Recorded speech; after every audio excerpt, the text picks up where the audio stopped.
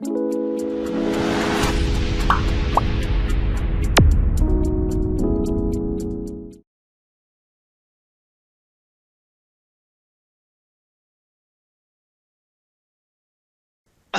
Start करते हैं। तो चैप्टर नंबर 3, आज हम लोगों का तीसरा चैप्टर स्टार्ट होने वाला है, जिसका नाम है other essential elements of a valid contract.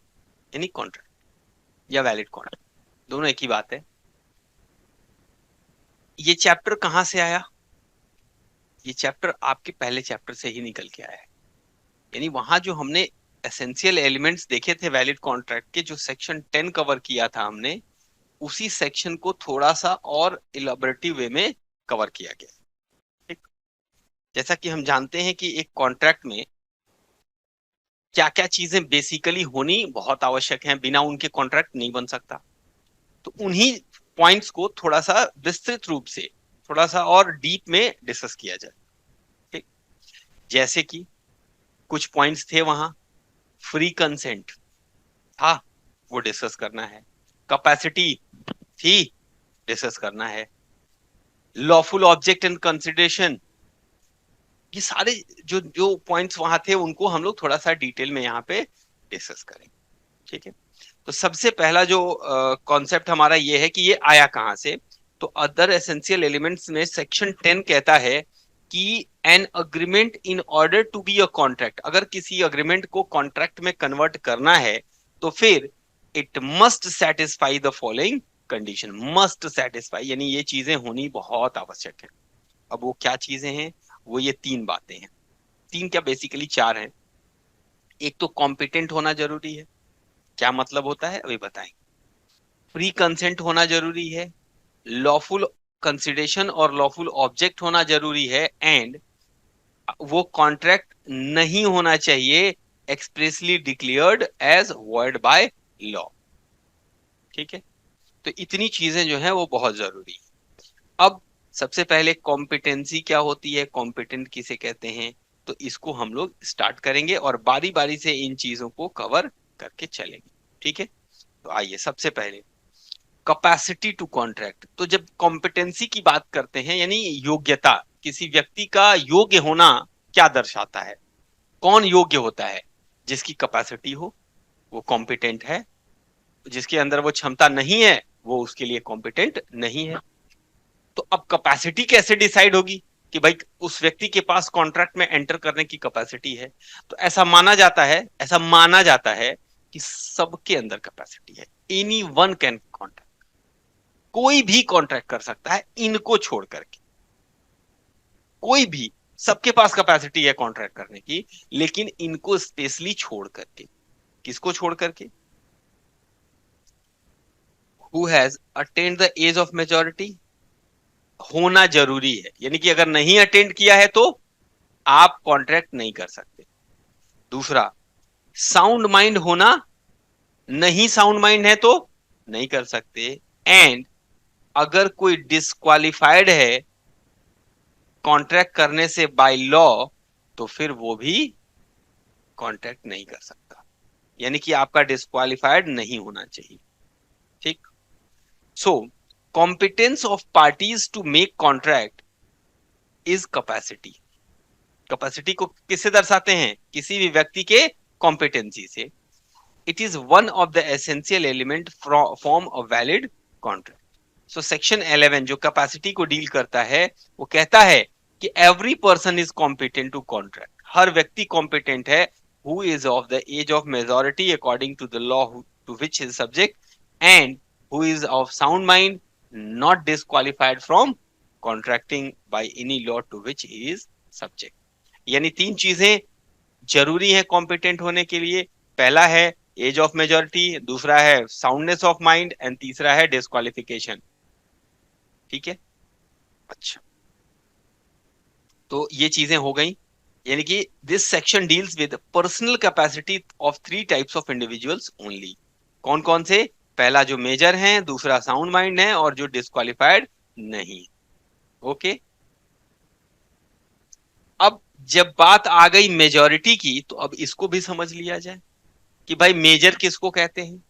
तो मेजर का मतलब क्या हुआ इसको डिफाइन करने के लिए, एज ऑफ मेजोरिटी को पता करने के लिए हमारे पास कानून है, इंडियन मेजोरिटी एक्ट 1875। तो इंडियन मेजोरिटी एक्ट हमारे पास कानून है।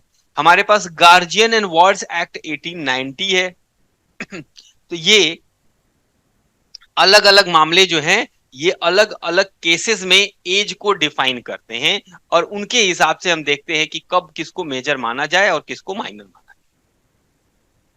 सो इन इंडिया, भारत में अगर बात करें, the age of majority is regulated by the Indian Majority Act 1875। तो इंडिया में किसी को माइनर और मेजर बताने का काम किसका है? इंडियन मेजोरिटी एक्ट 1875 का है। वो बताएगा कि कौन मेजर है कौन माइनर है। यानी वहां लिखा होगा कि कितने साल पर हम किसी को मेजर मान सकते हैं और उससे कम वाले को माइनर।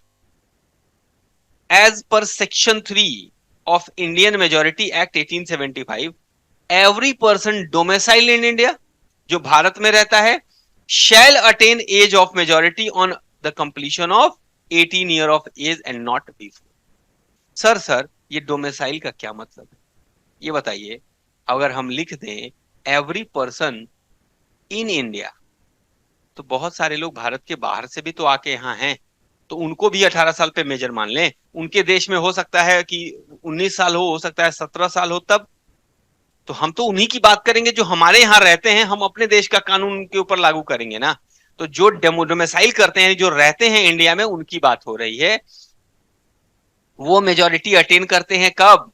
18 ईयर्स के कंप्लीशन पर एंड नॉट बिफोर। यानी माइनर कब हो गए? 18 साल जब तक पूरा नहीं हुआ तब तक। यानी 17 साल 364 दिन के हैं तो माइनर।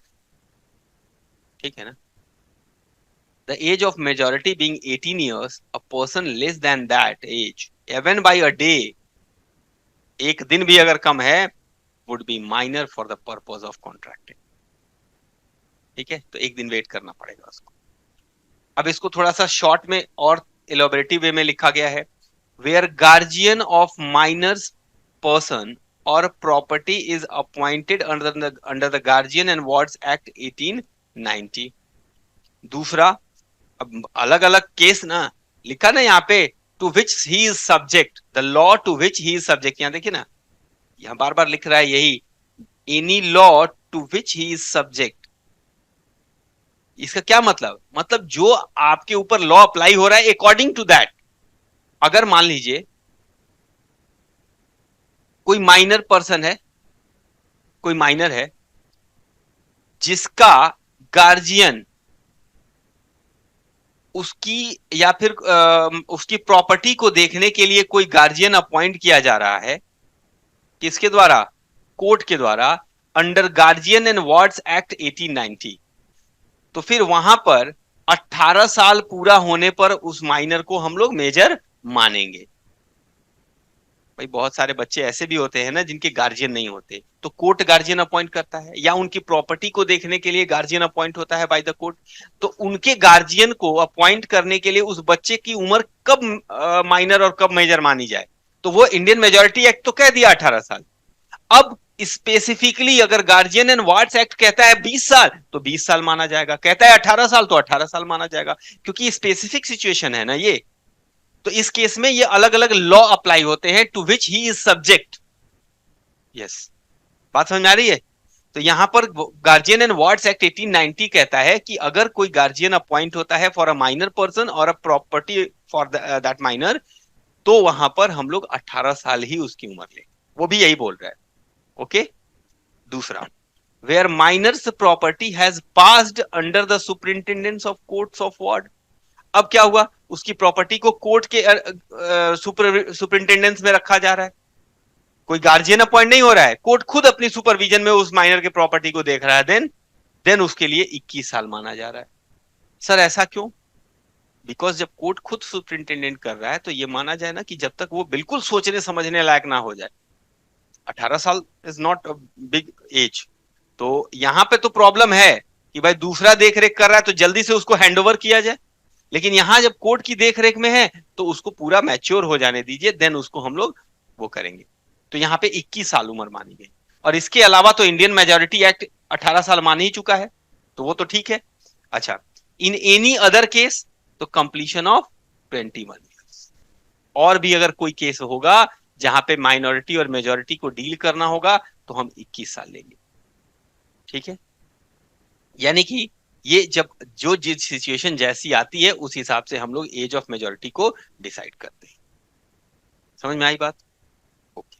आप लोग क्या लेके चलेंगे? आप लोगों को 18 साल लेके चलना है, जब तक स्पेसिफिकली कोई पूछा अलग से ना जाए। ठीक है, अब आइए, माइनर से रिलेटेड बहुत सारी बातें हैं। नन्हे मुन्ने बच्चे तेरी मुट्ठी में क्या है? क्या है? बहुत सारे प्रोविजन है उसकी मुट्ठी में, है ना? तो law relating to miners agreement और पोजीशन ऑफ माइनर।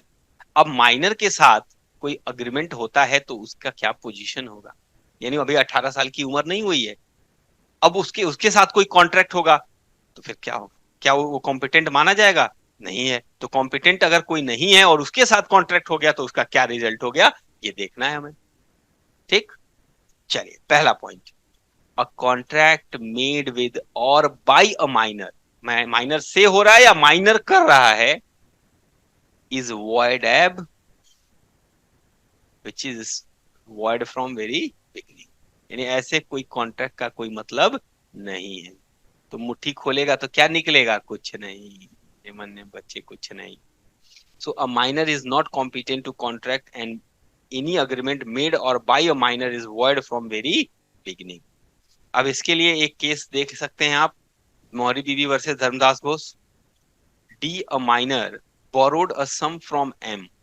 डी कौन था? एक माइनर बच्चा है। ये कौन है? एक छोटा सा नन्ना मुन्ना बच्चा है। Borrowed a sum from M, इसने पैसे लिए हैं किससे? एम से बोरो किया है, पैसा उधार लिया है। ठीक है, और उसके बदले में एग्जीक्यूट किया है और mortgage of his property in favour of M. इसने अपनी प्रॉपर्टी किसको? एम को मॉर्गेज कर दी है। ठीक है, यानी गिरवी रख दी है प्रॉपर्टी को। Okay, subsequently D sued for setting aside the mortgage. अब ये माइनर कह रहा है एम से कि हटाओ ये सब मॉर्गेज वर्गेज किनारे करो। The Privy Council held that Section 10 and 11 of the Indian Contract Act make the minors agreement and therefore the mortgage was not, मतलब ये जो मॉर्गेज किया गया है ये वैलिड ही नहीं है, बिकॉज मॉर्गेज के लिए कॉन्ट्रैक्ट करना पड़ता है और माइनर से कॉन्ट्रैक्ट तो हो ही नहीं सकता है। M prayed for refund of the amount. M ने कहा हे माई बाप, ये जो हमारी जमीन हमारे पास गिरवी रखी थी वो तो ले लिया आपने, वो तो बेकार हो गया। अब कम से कम पैसा तो लौटवा दीजिए उसका जो हमने दिया हुआ है।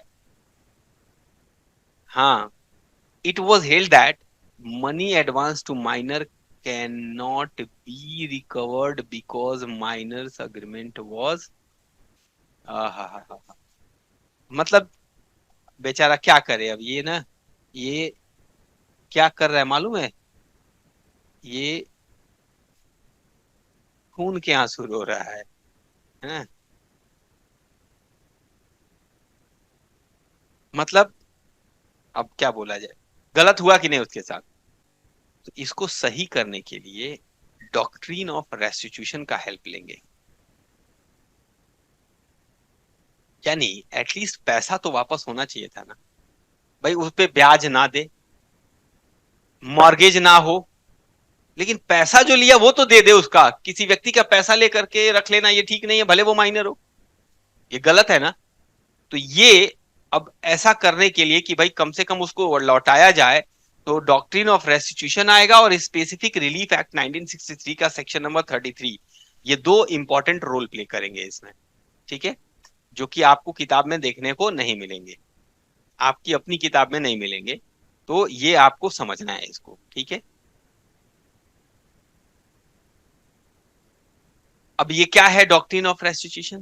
देखिए, द टर्म रेस्टिट्यूशन में be defined as the act of restoring back to the rightful owner that which has been taken away or lost।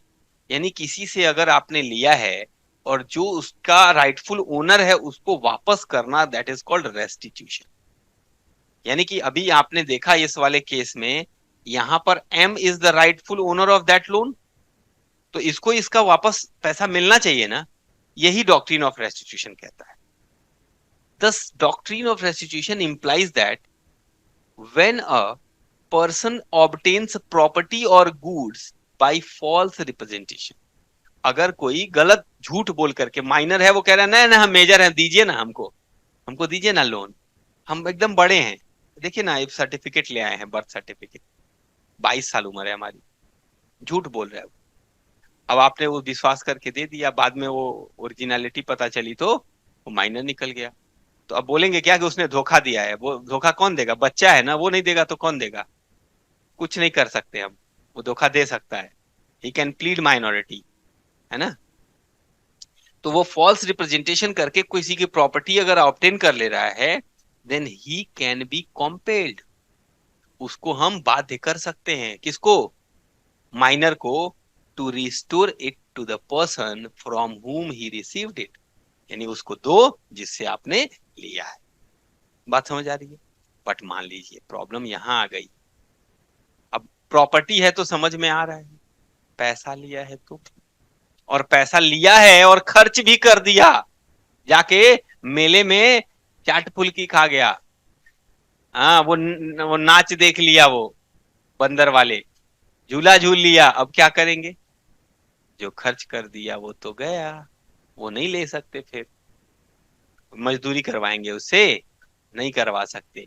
तो बचा क्या कि जो पैसा बचा है ना, उसी की उम्मीद करिए वही वापस होगा, जो कर दिया वो कर दिया। ठीक है। This doctrine also applies to miners.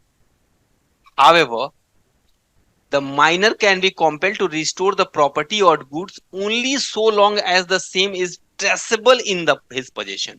वही आप वापस ले सकते हैं जो उसके पोजेशन में हो। मनी पे डाउट था, मनी पे अभी डिसीजन नहीं लिया गया था, प्रॉपर्टी और गुड्स पे लिया गया था। मनी पे नहीं था डिसीजन, मनी पे बाद में डिसीजन आया, जो स्पेसिफिक रिलीफ एक्ट जब फोर्स में आया तो इसने कुछ मनी पे बात कही। यहां पे रेस्टिट्यूशन का डॉक्ट्रिन क्या बोला? प्रॉपर्टी एंड गुड्स जो कि ट्रेसेबल हैं, उन्हीं को आप वापस करा सकते हैं। सामान उसको दिया, वो खा गया, वो वापस नहीं ले सकते आप। ठीक। It may be noted that earlier there was some controversy on the point whether the doctrine of restitution is applicable to money or not। Oh my God, problem थी कि मनी पे अप्लाई होगा या नहीं। So and whether the minor can also be compelled to restore back the money which he obtained by misrepresenting his age। तो money वापस होगा कि नहीं होगा, इस पे कंट्रोवर्सी थी, एक थोड़ा सा विवाद था। तो इसको दूर करने के लिए now this controversy has been resolved by section 33 of the specific relief act 1963, and according to this section the doctrine of restitution applies to money also। ठीक है। and the minor may also be required to restore money received under the contract where a minor successful defends any suit on the ground that the contract is void because of his being minor, the court may require him to restore the benefits obtained by him under the contract। अगर वो किसी तरह से भी साबित कर देता है कि मैं माइनर हूं और मेरे साथ किया गया कॉन्ट्रैक्ट वापस वर्ड है, तो फिर कोर्ट उसको बोल सकता है कि ठीक है, वर्ड कॉन्ट्रैक्ट में आपने जो पैसा लिया है वो वापस कर दीजिए। कॉन्ट्रैक्ट वर्ड है, आप लाइबल नहीं है, माइनर है तो लाइबल नहीं कर सकते आपको परफॉर्मेंस के लिए, but you restore the money what you have received. ठीक है। It may however be noted that the minors can be asked to restore the benefits only to the extent which he or his property has been benefited। जितना उसको benefit हुआ है वही वो restore back करेगा। अगर मान लीजिए वो पैसे से किसी और को बेनिफिट हुआ उसके माध्यम से, तो वो फिर वो नहीं देगा, जो जिसका बेनिफिट लिया है वही उसको रिस्टोर करेगा।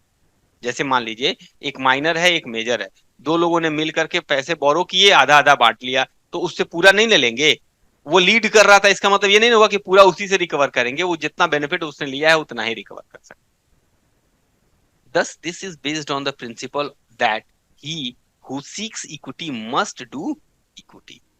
जो न्याय चाहता है उसको न्याय करना भी चाहिए, न्याय में सहयोग भी देना चाहिए। भाई माइनर है तो माइनर के साथ न्याय होना चाहिए, तो इसका मतलब ये नहीं है दूसरे के साथ अन्याय हो, तो सबके साथ न्याय होना चाहिए। Okay, example A, a minor sold certain properties to B. एक माइनर है ये, उसने कुछ प्रॉपर्टी किसको सेल कर दी, बी को, and receive ₹10,000 as a part of the purchase money, और 10,000 रुपए उसने ले लिया। कॉन्ट्रैक्ट वैलिड है वॉइड? वॉइड है। ये प्रॉपर्टी बेच सकता है माइनर? नहीं। पैसा जो लिया है उसको वापस करना पड़ेगा?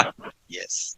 Subsequently A applied to the court that the sale should be cancelled as he was minor at the time of sale. खुद ही कोर्ट में अप्लाई करके कह रहा था मैं तो माइनर था, मैं बच्चा था, ये सेल सेल नहीं मानी जानी चाहिए, and he should be allowed to recover the position of the property from B, और मेरी जमीन वापस दिलवा दीजिए, मैं बच्चा था जब बेचा। तो कोर्ट ने कहा बात तो सही है, इसकी प्रॉपर्टी वापस होनी चाहिए, तो क्या पैसा वापस नहीं करना पड़ेगा? पैसा भी तो करना पड़ेगा। He was allowed to recover the position of property sold by him only subject to condition, या that he should restore the part of purchase money receive from, जो पैसा आपने लिया है वो वापस करिए, आपकी जमीन वापस हो जाएगी। अगर वही मेजर में हुआ होता तो वैलिड रहता, जमीन वापस थोड़ी ना मिलेगी, पैसा देने पे भी नहीं मिलेगी वो, समझ रहे आप? लेकिन माइनर है तो जमीन को वापस किया जाएगा, क्योंकि कॉन्ट्रैक्ट वैलिड नहीं है इसलिए। लेकिन इस कंडीशन पे कि आपने जो रिसीव किया है वो रिस्टोर बैक करेंगे। तो if you seek equity you must have to do equity. आप अगर चाहते हैं न्याय तो न्याय करना भी तो पड़ेगा। बोलिए।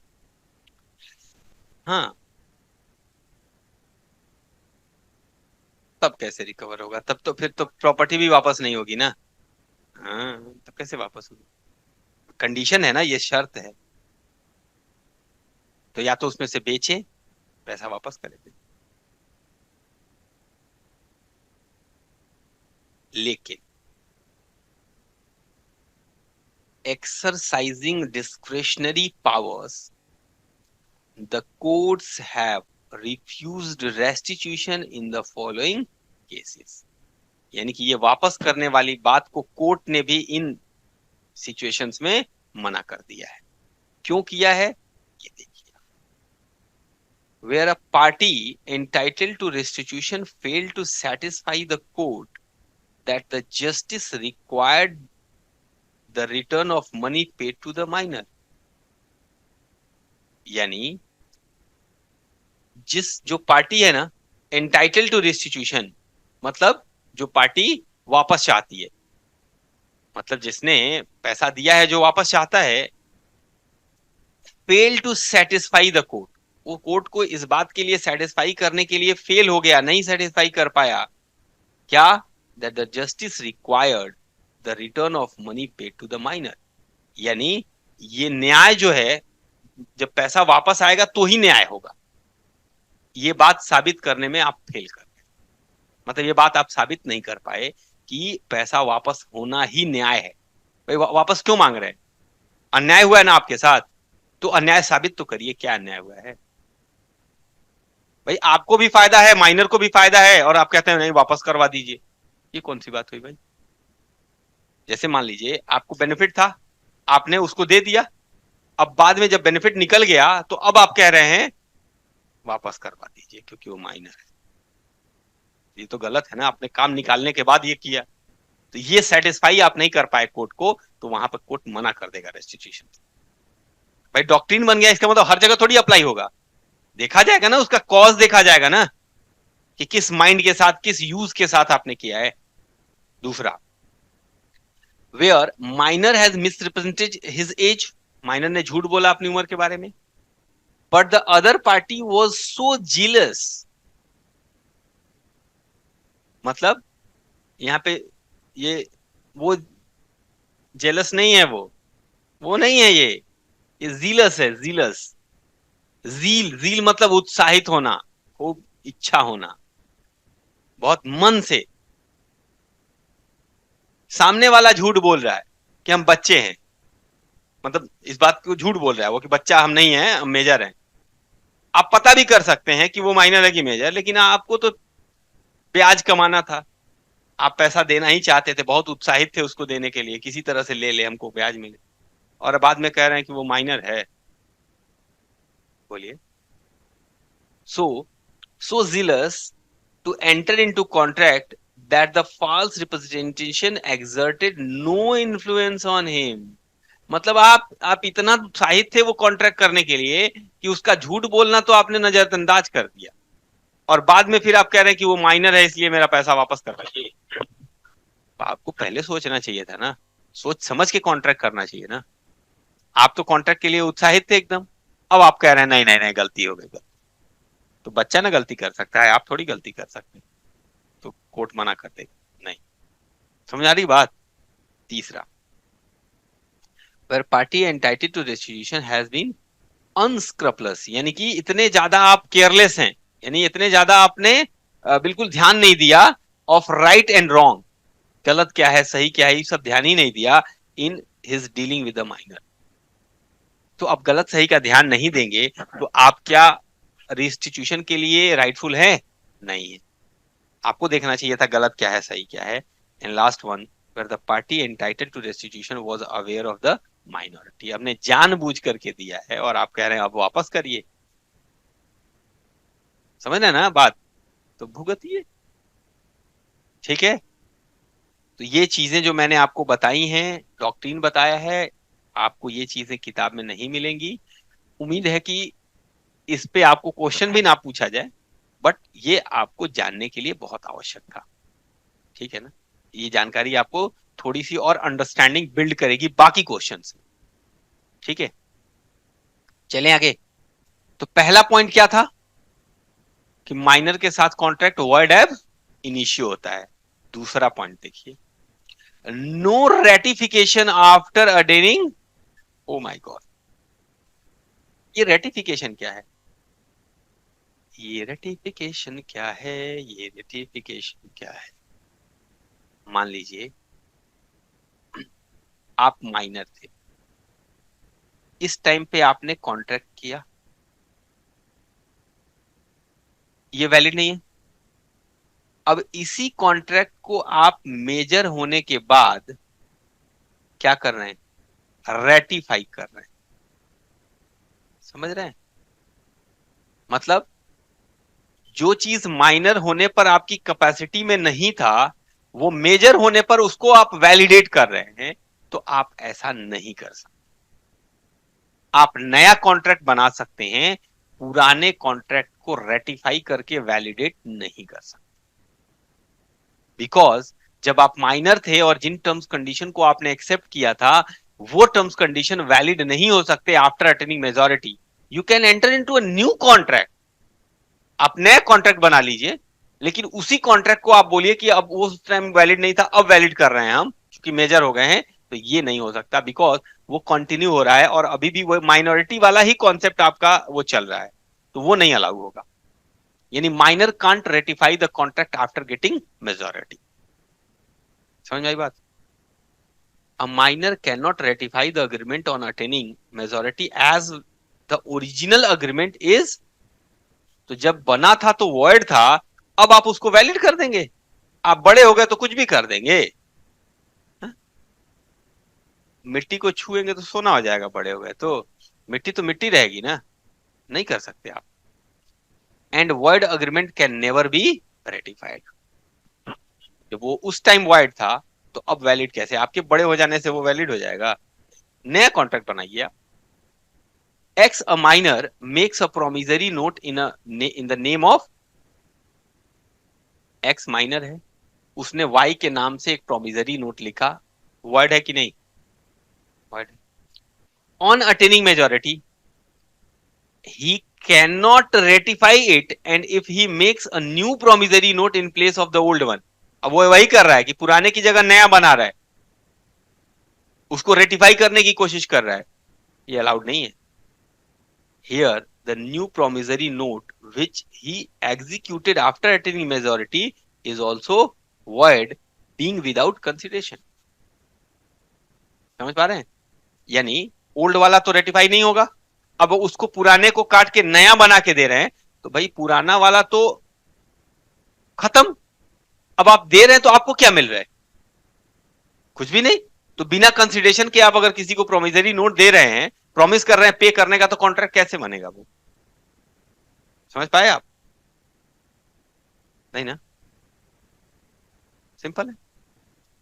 Third point, a minor can not become partner in a partnership form. Partnership form, अच्छा, पार्टनरशिप फॉर्म क्या होती है? दो लोग मिल करके बिजनेस करते हैं, है ना। एक पार्टनरशिप फॉर्म जो होती है वो दो लोगों के बीच में एक कॉन्ट्रैक्चुअल रिलेशनशिप होती है, हाँ ना। जब कॉन्ट्रैक्ट होता है तभी वो आपस में पार्टनर बनते हैं। लेकिन अगर मान लीजिए ये माइनर हो, तो ये दूसरे से कॉन्ट्रैक्ट कैसे करेगा? और कॉन्ट्रैक्ट नहीं करेगा तो ये पार्टनर बनेगा? ये तो पार्टनर नहीं बनेगा। और जब पार्टनर नहीं बनेगा तो क्या बनेगा? यानी कि माइनर पार्टनर नहीं बन सकता, माइनर तो पार्टनर नहीं बन सकता। अब ये बताइए, मान लीजिए ये ए है, ये बी है और ये सी है।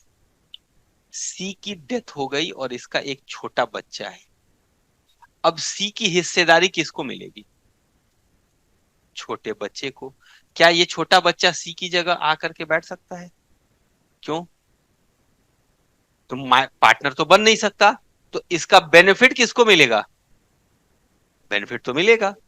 यानी कि एक माइनर पार्टनरशिप में बेनिफिट के लिए एंटर कर सकता है, पार्टनर नहीं बन सकता। हिस्सा ले सकता है, अकाउंट्स ले सकता है, लेकिन पार्टनर नहीं बन सकता। पार्टनर के लिए अग्रीमेंट है, कॉन्ट्रैक्ट होना चाहिए, जो कि वो नहीं कर सकता। So a minor can not become partner in partnership firm, however he may with the consent of all partners. लेकिन पार्टनर्स सारे अगर सहमति दें तो क्या कर सकता है? एडमिट हो सकता है बेनिफिट्स के लिए। Section number 30 of Indian partnership act पढ़ेंगे हम लोग। बेनिफिट के लिए आ सकता है, पार्टनर नहीं बन सकता, भले सारे पार्टनर अग्री हो जाएं तो भी। सर ये क्या कहा आपने? अरे मैंने यही कहा कि चार पार्टनर हैं, चारों तैयार है कि इसको पार्टनर बना लिया जाए। कैसे बना सकते जब कॉन्ट्रैक्ट ही नहीं कर सकता? तो उसको फायदा केवल पहुंचा सकते हैं, ये ठीक है।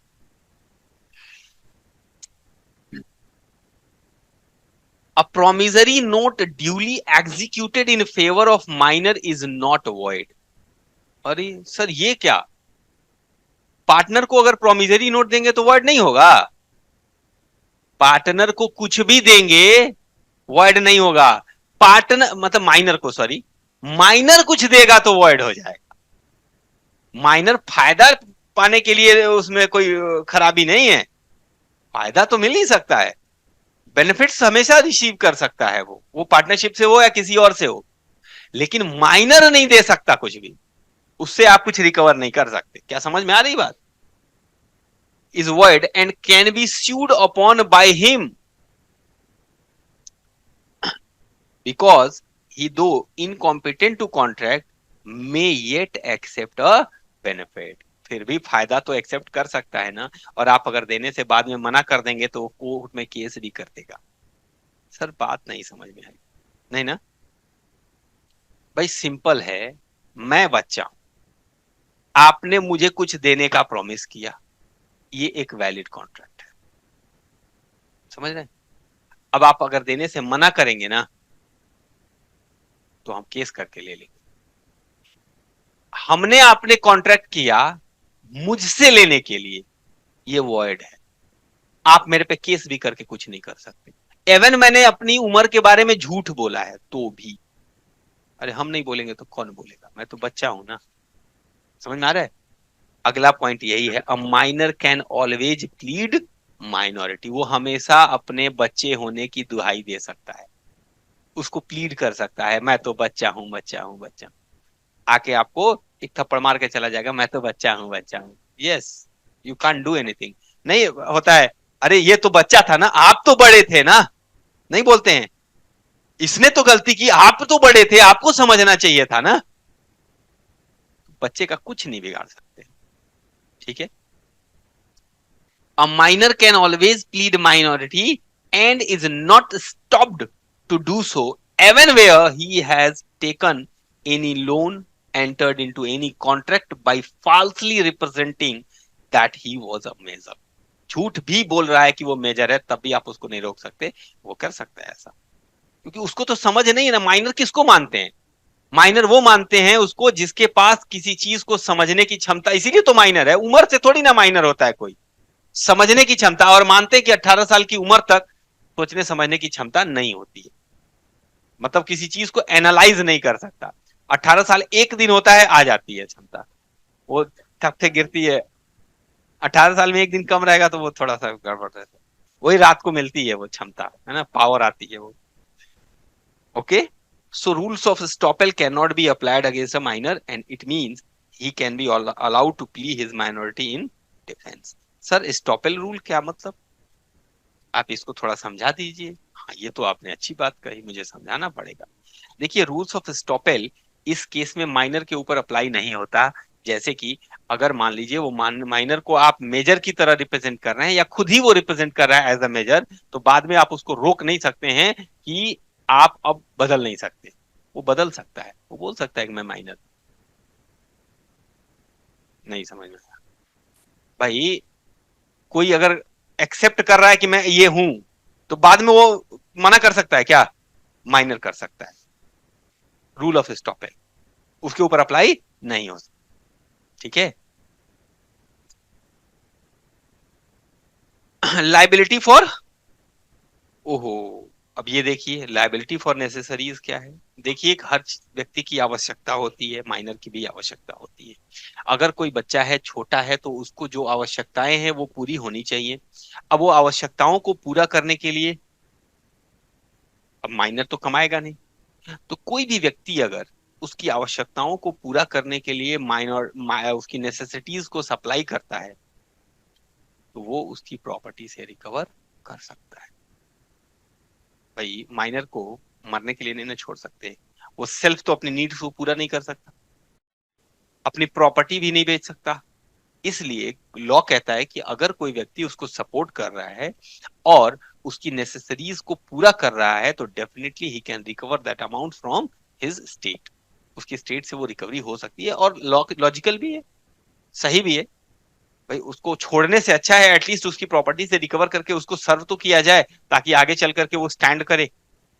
तो कोई भी पर्सन अगर उसको नेसेसिटीज सप्लाई करता है, तो उसको उसका बेनिफिट वापस मिल जाएगा। लेकिन सवाल यह है कि नेसेसिटीज क्या होती हैं। भाई, नेसेसिटीज का मतलब तो ये हुआ ना कि उस बच्चे के स्टेटस के हिसाब से।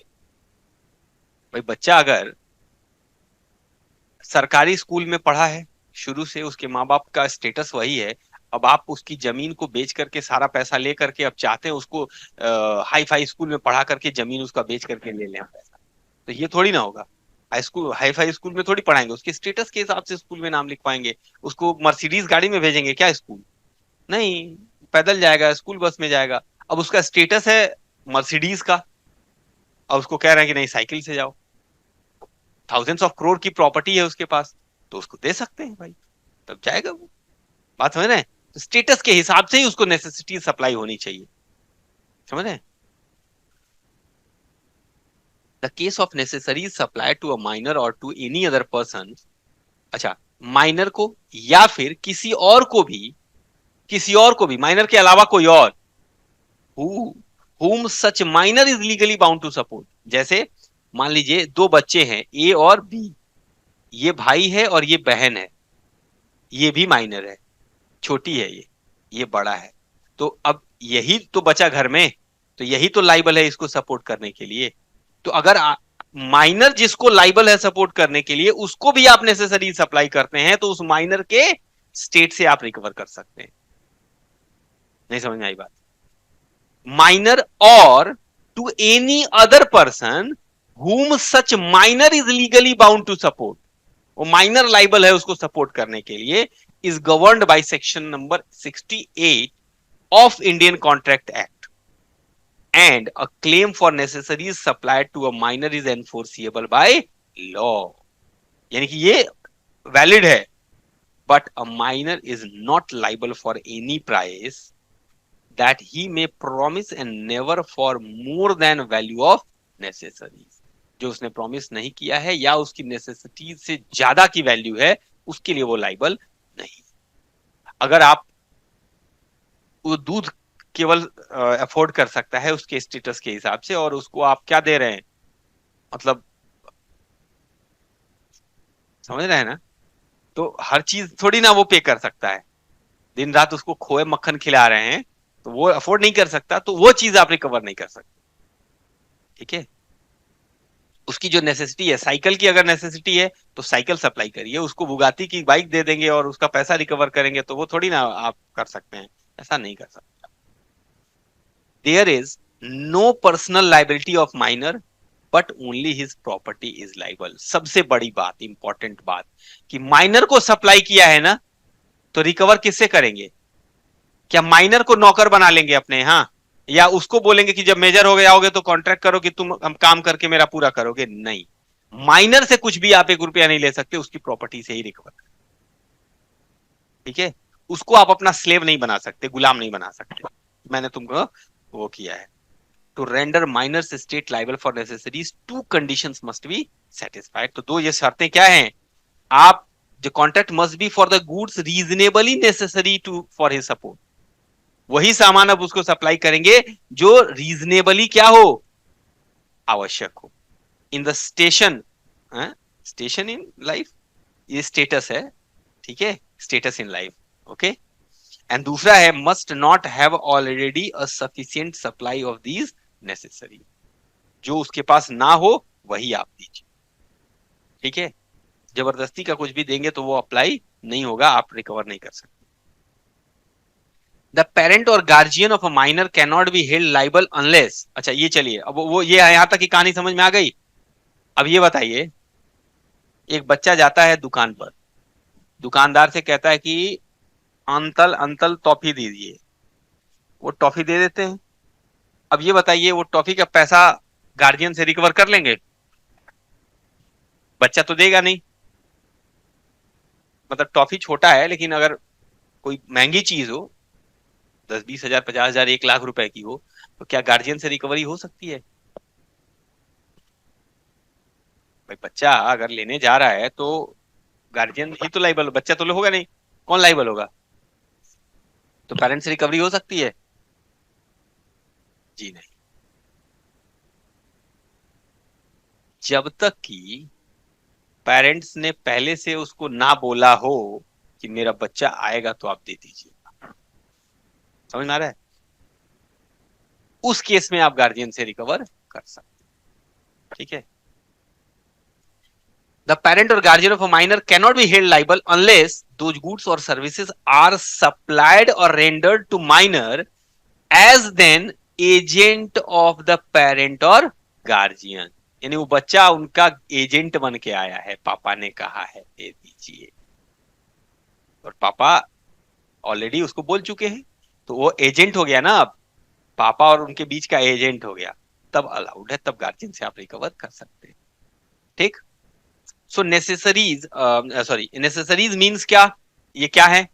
Means things that are essentially needed by a minor, जो जरूरी है, इसीलिए नेसेसरीज लिखा गया। रिक्वायरमेंट्स नहीं लिखी गई, रिक्वायरमेंट्स बहुत ज्यादा हो सकती हैं, नहीं। So they can not include luxuries or costly or unnecessary articles. अगर वो आप सप्लाई करेंगे, you are not able to recover. Necessaries extend to all such things as reasonable persons would supply to an infant in that class of society to which the infant belong. Class of society, you need to watch that. आपको देखना होगा कि किस class of society से वो belong करता है, according to which you can supply the necessities to him. Okay, expenses on minor's education, yes, necessity है। On funeral ceremonies come within the scope of ward necessaries. Funeral ceremony समझ रहे हैं आप? मैं इस पे ज्यादा चर्चा नहीं करूंगा, समझ गए होंगे आप। ठीक है, ना समझे हो तो बोलिए, समझदार है ना?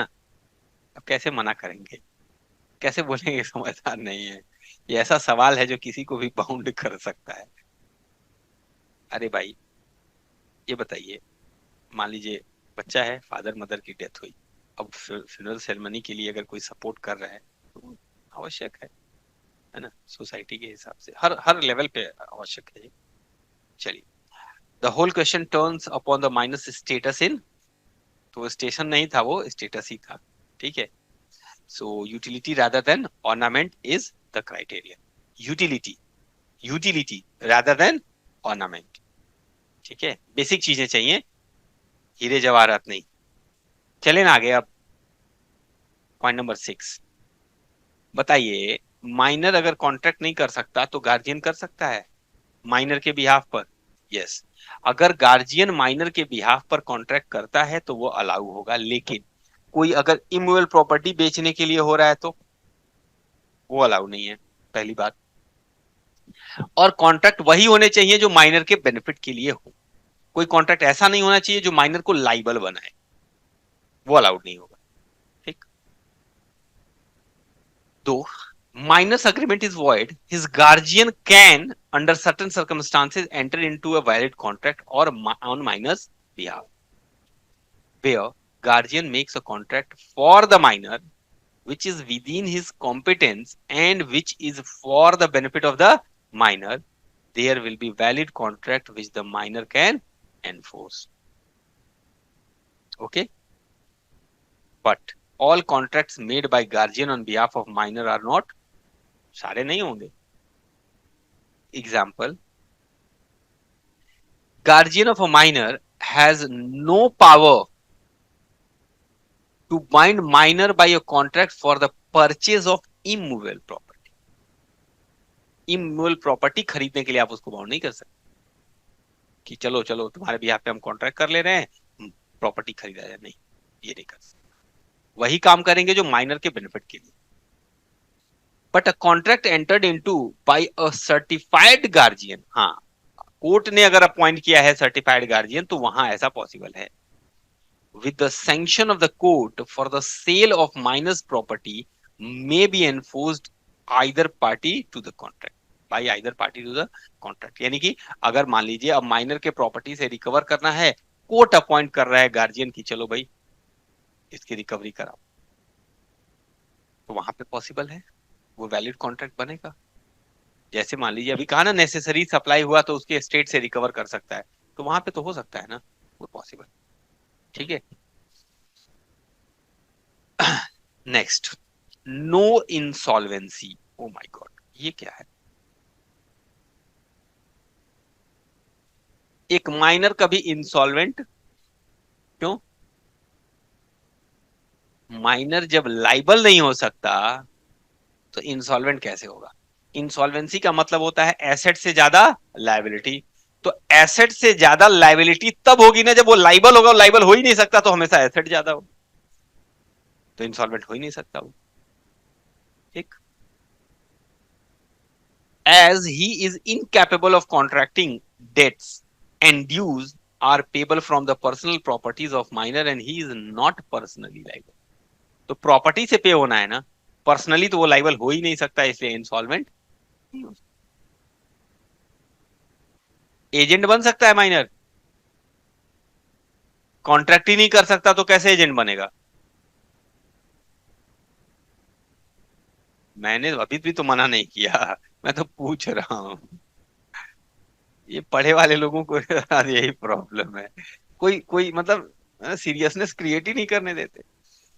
भाई माइनर एजेंट कैसे बन सकता है? नहीं बन सकता ना, क्योंकि वो कॉन्ट्रैक्ट ही नहीं कर सकता, तो कैसे एजेंट बनेगा? हाँ, ये बताइए, अभी तो कहा कि बेनिफिट के लिए वो कोई भी कॉन्ट्रैक्ट कर सकता है। एजेंसी में क्या होता है, कंसिडरेशन रिक्वायर्ड होती है, अभी तो पढ़ा है लास्ट लेक्चर में कि बिना कंसिडरेशन के एजेंसी क्रिएट होती है।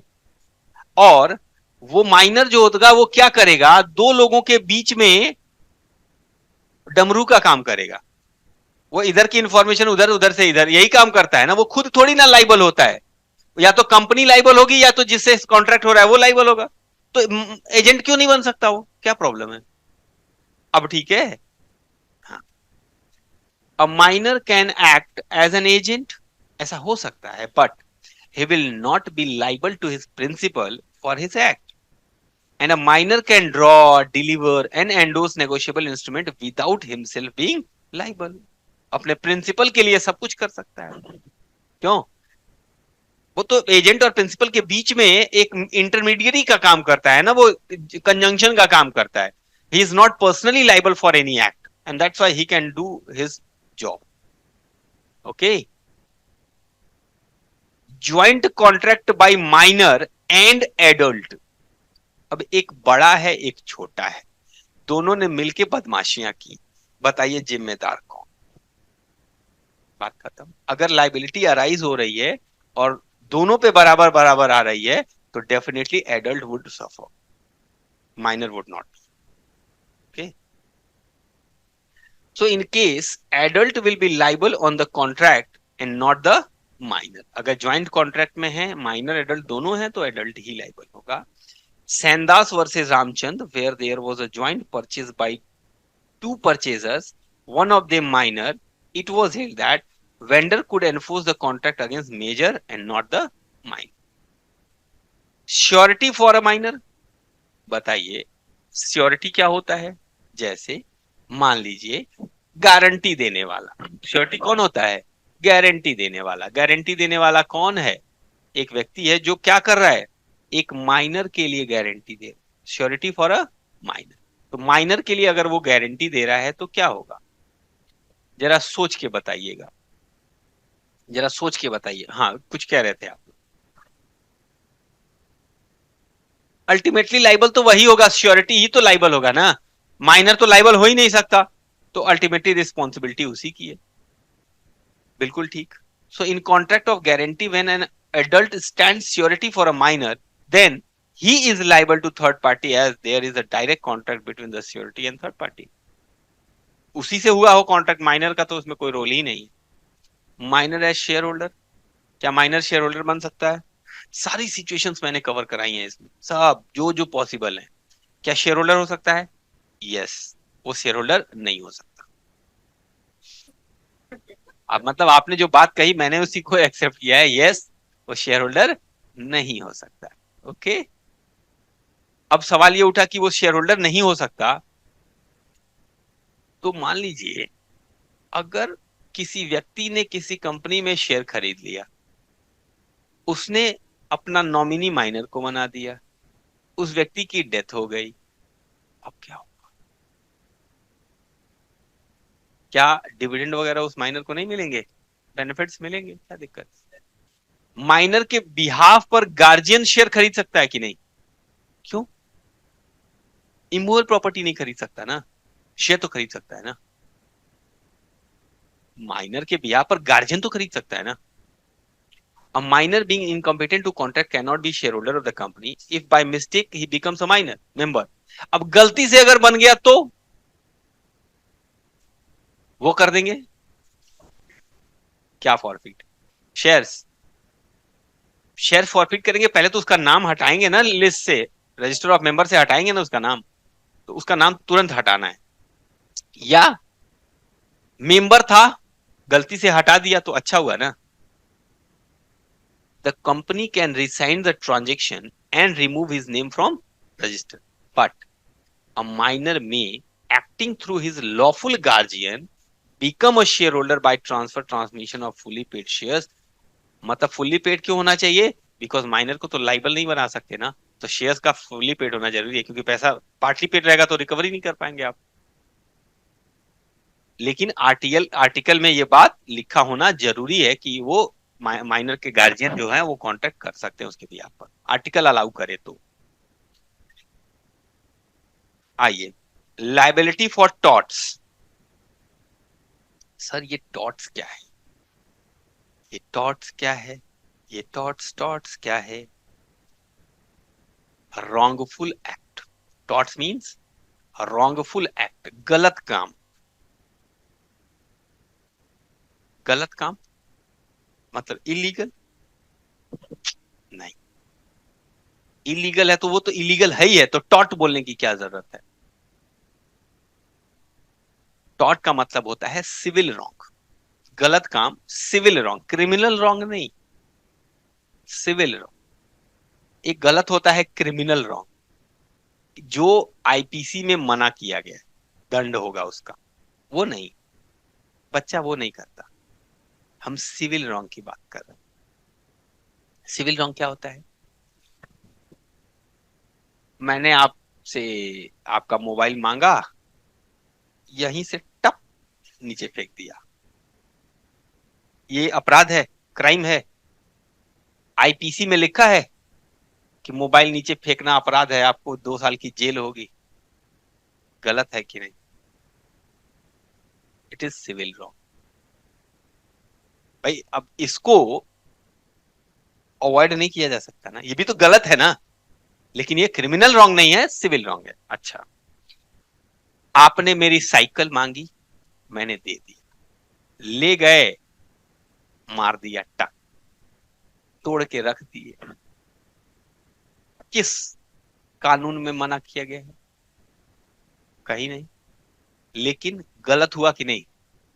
सर जानबूझ के नहीं किया, अरे तोड़ा ना, जानबूझ के अनजाने में उसे क्या मारा, एक्सीडेंट करके तोड़ दिया। तो ये सिविल रॉन्ग्स है, मतलब वो कॉन्ट्रैक्ट्स जिसमें आप कॉन्ट्रैक्ट के कंडीशंस को अवॉइड नहीं कर रहे, बट उसको कंडीशंस को मानते हुए भी कुछ ऐसी गलती कर रहे हैं जिससे कि नुकसान हो रहा है।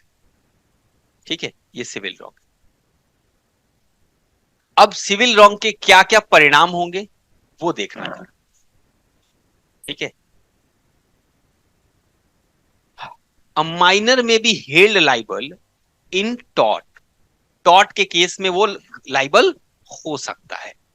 टॉर्ट का मतलब, but if in the course of doing what he is entitled to do under the contract, in course of doing what he is entitled to do, जैसे मैं साइकिल को किराए पर देने वाला व्यक्ति हूं, मेरा काम है, मेरा बिजनेस है साइकिल किराए पर देना, मैंने एक व्यक्ति को साइकिल किराए पर दिया, अब यहां व्यक्ति मेरा माइनर रहेगा। ओके, अगर साइकिल को किराए पर दिया, उसका राइट है कि नहीं साइकिल किराए पर ले जाके चलाना?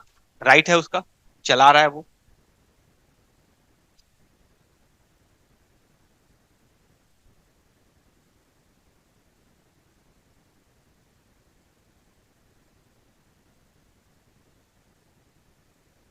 ठीक है, तो कह रहा है कि in the course of doing what he is entitled to do, वो साइकिल को ले जाने का राइट है उसके पास, he is found guilty of negligence, he cannot be made liable on tort if he is not liable on the contract। अगर उसके पास राइट है साइकिल चलाने का और उस दौरान कॉन्ट्रैक्ट में अगर कोई लाइबिलिटी डिसाइड नहीं हुई है, तो माइनर सिविल रॉन्ग के लिए भी लाइबल नहीं होगा। थोड़ा धैर्य रखिएगा, अभी सब समझ में। If a minor enters into an agreement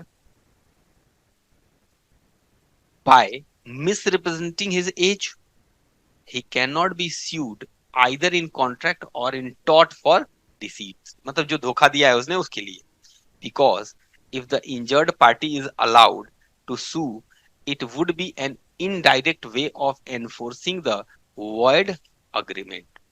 तो माइनर को अगर हम इसमें सू करेंगे तो इनडायरेक्टली क्या हो रहा है, हम लोग गलत कर रहे हैं ना, हम लोग वॉइड कॉन्ट्रैक्ट को एनफोर्स करने की कोशिश कर रहे हैं ना दूसरे तरीके से।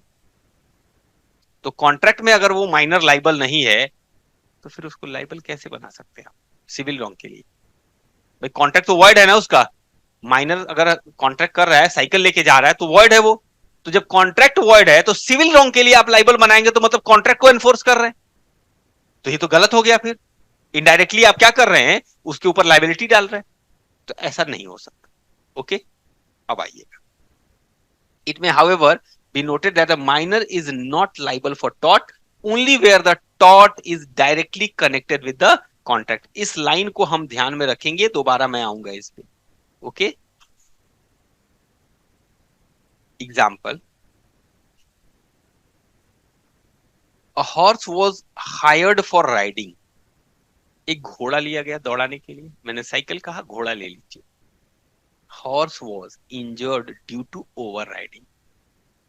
घोड़ा दौड़ाते समय तेज दौड़ा दिया, चोट लग गई। माइनर को लाइबल बनाया जा सकता है, could not be held liable since the injuries resulted from negligence in the course of what he was entitled to do under the contract।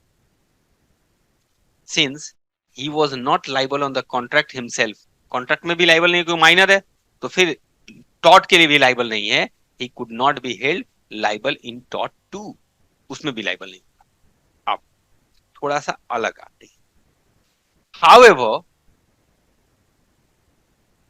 however if the wrong act of minor is independent of contract। हो, cycle मांगा बच्चे ने मेरे से, ले जाके दोस्त को दे दिया, कॉन्ट्रैक्ट में कहा गया था ये। अब अगर उसका दोस्त उसको तोड़ ताड़ के ले आ रहा है तो माइनर को लाइबल माना जाएगा। क्या इन कोर्स ऑफ डूइंग वो एक्सीडेंट हो रहा है?